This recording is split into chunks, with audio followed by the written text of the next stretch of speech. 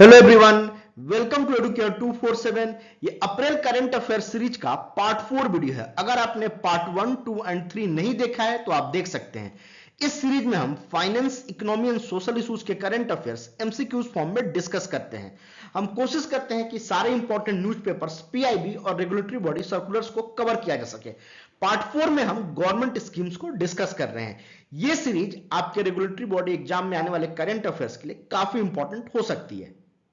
इस वीडियो में हम आयुष्मान भारत हेल्थ अकाउंट्स के बारे में डिस्कस करेंगे। पीआईबी ने इसके ऊपर 4 अप्रैल को एक डिटेल्ड एक्सप्लेनर पब्लिश किया था, जिस कारण से यह टॉपिक काफी इंपॉर्टेंट हो जाता है। पहले क्वेश्चन देखते हैं। With reference to the Ayushman Bharat health accounts consider the following statements. पहला स्टेटमेंट है, आभा is a 14-digit number that link an individual's health records across different healthcare providers। दूसरा स्टेटमेंट है, आभा only allows the storage of electronic health record for patient who are part of the Ayushman Bharat scheme. तीसरा statement है, the Ayushman Bharat health accounts enhance transparency in health care and promoting digital transactions and maintaining electronic health records. आपको बताना है कि इनमें से कौन सा स्टेटमेंट करेक्ट है। First and third statement correct है, देखते हैं क्यों। जो पहला स्टेटमेंट है वो बिल्कुल करेक्ट है। जो आभा कार्ड है वो 14 डिजिट नंबर होता है, जिसका मेन एम ये है कि हेल्थ रिकॉर्ड को डिजिटाइज किया जा सके इस नंबर की मदद से। जो दूसरा स्टेटमेंट है वो गलत है। ये सिर्फ आयुष्मान भारत स्कीम के बेनिफिशियरीज के लिए नहीं है। इस कार्ड को कोई भी बनवा सकता है, कोई भी आभा नंबर ले सकता है और अपने हेल्थ रिकॉर्ड को डिजिटाइज कर सकता है। तो दूसरा स्टेटमेंट गलत हो जाता है। जो तीसरा स्टेटमेंट है वो बिल्कुल करेक्ट है। इसका जो गोल है वो ट्रांसपेरेंसी को इनहैंस करना है और अकाउंटेबिलिटी लाना है हेल्थ केयर सेक्टर में।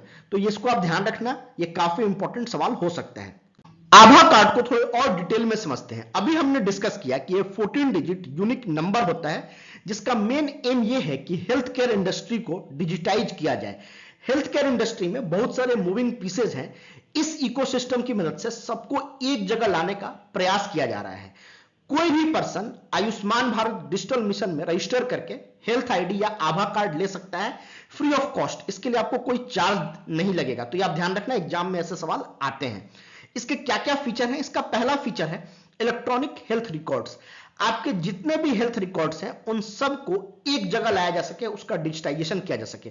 इवन जो आपके लैब रिपोर्ट हैं और पुराने डॉक्टर के प्रिस्क्रिप्शन है वो सब एक इकोसिस्टम के पार्ट हो जाएंगे इसकी मदद से। जब भी आप हॉस्पिटल जाते हो आपको ढेर सारे प्रिस्क्रिप्शन कैरी करने पड़ते हैं, आपको लैब रिपोर्ट कैरी करना पड़ता है, बट इस सिस्टम से अगर आप रजिस्टर करते हो तो सारे जो आपके लैब रिपोर्ट प्रोवाइडर हैं वो सब इस सिस्टम के पार्ट होंगे और डॉक्टर आपका रिकॉर्ड डिजिटली आराम से एक्सेस कर सकता है। दूसरा इसका इंपॉर्टेंट फीचर है पोर्टेबिलिटी। एक हॉस्पिटल से या एक हेल्थ केयर सर्विस प्रोवाइडर से दूसरे हेल्थ केयर सर्विस प्रोवाइडर आपका डेटा आसानी से एक्सेस करेगा। ये नहीं कि एक हॉस्पिटल में ये खुल रहा है दूसरे में नहीं, ऐसा नहीं होगा। ये पोर्टेबल सिस्टम बनाया गया है ताकि इसकी एक्सेसिबिलिटी बढ़ाई जा सके। तीसरा जो इसका इंपॉर्टेंट फीचर है वो ट्रांसपेरेंसी एंड अकाउंटेबिलिटी। जो हेल्थ केयर इंडस्ट्री है उसमें काफी फ्रॉड होते हैं। इवन इंश्योरेंस लोगों को नहीं मिलता है, बहुत बार इंश्योरर्स डिनाई कर देते हैं। तो इस सिस्टम में इंश्योरर को भी जोड़ा जाएगा ताकि वो आपका सारा डेटा देख सके और आपको टाइमली इंश्योरेंस ग्रांट कर सके। ये पूरे सिस्टम में central government, state government, hospitals, labs, साथ ही साथ पॉलिसी एक्सपर्ट्स, रेगुलेटर्स सब इसके पार्ट होंगे।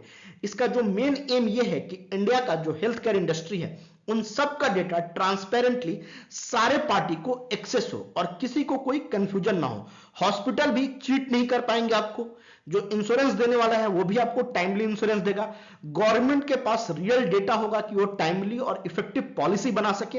तो ये काफी इंपॉर्टेंट है, आपके डिस्क्रिप्टिव में इससे सवाल आ सकता है। तो ये सारे इंपॉर्टेंट पॉइंट्स आप ध्यान रखना। क्विकली हम आयुष्मान भारत प्रधानमंत्री जन आरोग्य योजना को देख लेते हैं। इसे सितंबर 2018 में लॉन्च किया गया था और यह वर्ल्ड का लार्जेस्ट हेल्थ इंश्योरेंस स्कीम है, जिसके अंतर्गत हर फैमिली को 5 लाख रुपए प्रोवाइड किए जाते हैं सेकेंडरी एंड टर्सरी केयर के लिए। यह आप ध्यान रखना, यह 5 लाख पर फैमिली है, ना कि इंडिविजुअल को दिया जाता है। इसके थ्रू आप सर्जरी करा सकते हैं, आप डे केयर में जा सकते हैं, साथ ही साथ आप डायग्नोस्टिक टेस्ट भी इसकी मदद से करा सकते हैं। तो ये आप ध्यान रखना, इसके इंपॉर्टेंट फीचर्स हैं। अब इसका बेनिफिशियरी कौन हो सकता है? गवर्नमेंट क्या करती है, सोशियो इकोनॉमिक जो कास्ट सेंसस है उस डेटा को यूज करके आइडेंटिफाई करती है कि इसका बेनिफिशियरी कौन होगा। साथ ही साथ जो नेशनल हेल्थ अथॉरिटी है उसने स्टेट और यूनियन टेरिटरीज को अलाउ किया है कि आप इस डेटा के अलावा भी लोगों को बेनिफिशियरी बना सकते हैं जो कि सिमिलर सोशियो इकोनॉमिक प्रोफाइल रखते हैं, तो ये स्टेट गवर्नमेंट पे छोड़ दिया गया है। इसके थ्रू जो फंडिंग आती है वो 60% आती है सेंट्रल गवर्नमेंट से और 40% स्टेट और यूनियन टेरिटरीज से। नॉर्थ जो स्टेट्स हैं उसमें 90% सेंट्रल गवर्नमेंट से एंड 10% आती है आपका स्टेट गवर्नमेंट से। जम्मू एंड कश्मीर, हिमाचल एंड उत्तराखंड में जो 100% फंडिंग आती है और सेंट्रल गवर्नमेंट से आती है, और जिस भी यूनियन टेरिटरीज में लेजिस्लेचर नहीं है उसकी फंडिंग भी 100% सेंटर से आती है। तो ये सारे पॉइंट ध्यान रखना है, इससे आपके एग्जाम में एमसीक्यूज बन सकते हैं। आयुष्मान भारत स्कीम से रिलेटेड कुछ इंपॉर्टेंट स्टैट्स देख लेते हैं। इस स्कीम में अब तक जितने कार्ड इशू हुए हैं उसमें 49% कार्ड महिलाओं को इशू किया गया है, और टोटल जो हॉस्पिटलाइजेशन हुआ है उसका 48% बेनिफिशियरी फीमेल है। यह भी आप ध्यान रखना। अब तक जो भी कार्ड बने हैं आयुष्मान भारत के दिसंबर 2023 तक, उसमें 28.45 करोड़ कार्ड बना है, और 2023 में अकेले 9.38 करोड़ कार्ड इशू हुआ है। तो इसे भी आप ध्यान रखना। जो ये सोशियो इकोनॉमिक कास्ट सेंसस का डेटा है उसके अकॉर्डिंग 55 करोड़ लोग इससे फायदा उठा सकते हैं और 12 करोड़ फैमिलीज इसकी बेनिफिशियरी हो सकती है। इसके अलावा स्टेट गवर्नमेंट को पावर दिया गया है कि वो नए बेनिफिशियरी को भी आइडेंटिफाई कर सकते हैं। तो टोटल हॉस्पिटलाइजेशन हुआ है इस स्कीम में वो 6.11 करोड़ हुआ है। अकेले जो आप 2023 में देखोगे तो 1.7 करोड़ हॉस्पिटलाइजेशन हुआ है, और टोटल जो अमाउंट ऑथराइज हुआ है ईयर 2023 में वो 25,000 करोड़ है। तो ये इंपॉर्टेंट स्टैट्स हैं, इसका यूज आप डिस्क्रिप्टिव आंसर लिखने में कर सकते हो, या इसके ऊपर सवाल भी बन सकते हैं। आरबीआई का जो नया पैटर्न है वो काफी माइन्यूट डिटेल पे सवाल पूछती है, तो ये सारे स्टैट्स आपके एग्जाम में यूजफुल हो सकते हैं। अगर आप सेबी ग्रेड 2024 की तैयारी कर रहे हैं तो आप एडुकेयर 247 की वेबसाइट से पेपर 2 के लिए एमसीक्यू कोर्स सब्सक्राइब कर सकते हैं। ये फेज 1 और फेज 2 दोनों के लिए इंपॉर्टेंट है। इस कोर्स में पेपर 2 का complete syllabus topic wise MCQ form में कवर किया गया है। टोटल यहाँ 4000 प्लस एमसीक्यूज हैं और हर एमसीक्यू का डिटेल्ड एक्सप्लेनेशन है। इंपॉर्टेंट टॉपिक के लिए लाइव सेशन भी कंडक्ट किया जाएगा। सिमिलरली हमारे पास SEBI and IFSC grade A के लिए कोर्स है costing and commerce and accountancy का। इस कोर्स में क्रिस्प एंड कॉन्साइज नोट्स है, टॉपिक वाइज एमसीक्यूज है, न्यूमेरिकल है, टोटल 500 प्लस एमसीक्यूज है। तो ये कोर्सेज आपके एग्जाम के लिए इंपॉर्टेंट है। अगर आपको जरूरत है तो आप इन कोर्सेज को सब्सक्राइब कर सकते हैं। होप ये वीडियो आपको अच्छा लगा। अगर अच्छा लगा तो इस चैनल को जरूर सब्सक्राइब करें। Thank you and happy learning.